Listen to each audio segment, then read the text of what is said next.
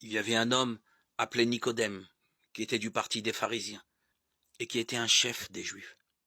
Il vint une nuit auprès de Jésus et lui dit, « Maître, nous savons que Dieu t'a envoyé pour nous enseigner, car personne ne peut faire des miracles, comme tu en fais, si Dieu n'est avec lui. » Et Jésus lui répondit, « Je te le déclare, c'est la vérité. Personne ne peut voir le royaume de Dieu s'il ne naît pas de nouveau. » Nicodème lui demanda, « Comment un homme déjà âgé peut-il naître de nouveau?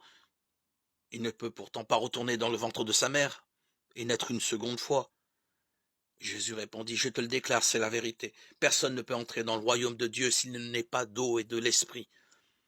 Ce qui naît d'un père humain est humain, ce qui naît de l'esprit est esprit. Ne sois pas étonné parce que je t'ai dit, vous devez tous naître de nouveau. Le vent souffle où il veut.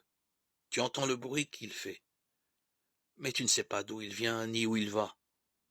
Voilà ce qui se passe pour tout homme qui naît de l'esprit. » Alors Nicodème lui dit, « Comment cela peut-il se faire? » Jésus lui répondit, « Tu es un grand maître du peuple d'Israël et tu ne sais pas ces choses?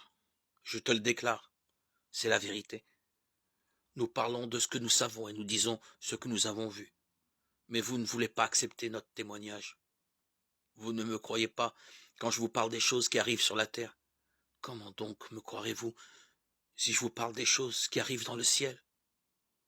Personne n'est jamais monté au ciel, excepté le Fils de l'homme, qui est descendu du ciel.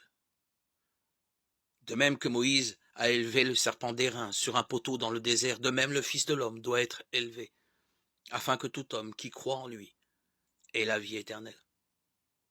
Car Dieu a tellement aimé le monde, qu'il a donné son Fils unique, afin que tout homme qui croit en lui ne meure pas, mais qu'il ait la vie éternelle.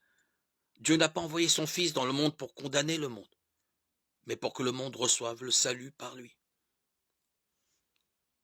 Celui qui croit au Fils n'est pas condamné, mais celui qui ne croit pas est déjà condamné, parce qu'il n'a pas cru au Fils unique de Dieu.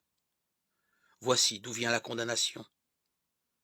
La lumière est venue dans le monde, mais les hommes aiment mieux l'obscurité que la lumière, parce qu'ils agissent mal.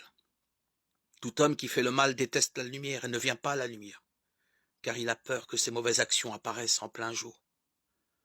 Mais celui qui fait ce qui est vrai vient à la lumière, afin qu'on voie clairement qu'il accomplit ses actions en obéissant à Dieu. Jean 3, 1, 21.